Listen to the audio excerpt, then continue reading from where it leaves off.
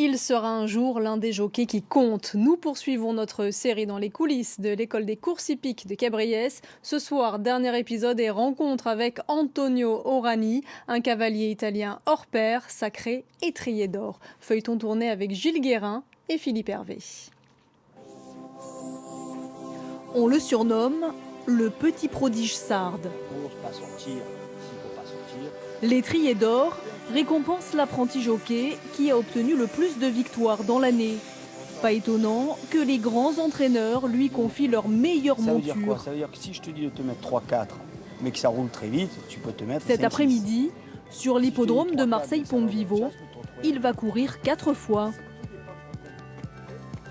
Avant de devenir jockey, Antonio vivait en Italie.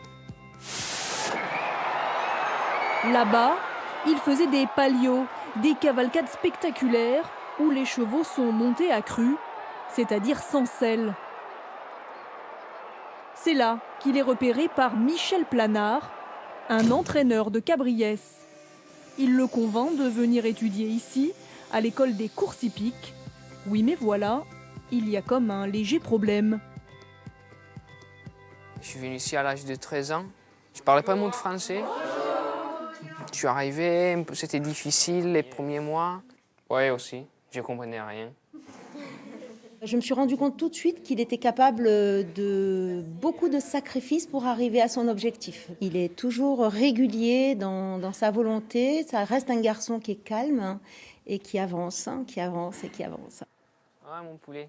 Une taille et un poids idéal, mais pas seulement.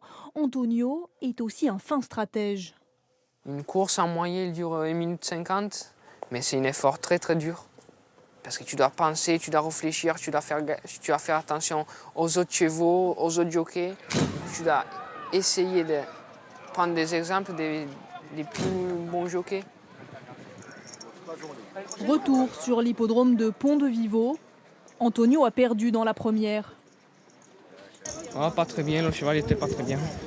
Ouais, un peu. Mais il n'a pas dit son dernier mot. Départ de la 7e et dernière course du programme sur l'hippodrome de Marseille. Ce jour-là, casaque violette, il finit par s'imposer dans la dernière. Peaufine en profite pour prendre l'avantage, mais surtout Cardolan qui en moins de temps... Celui que l'on appelle Il Campione dans son pays est déjà en selle pour une grande carrière. Le numéro 5, Peaufine Oulas, Cardolan, photographie très pointue. 3e.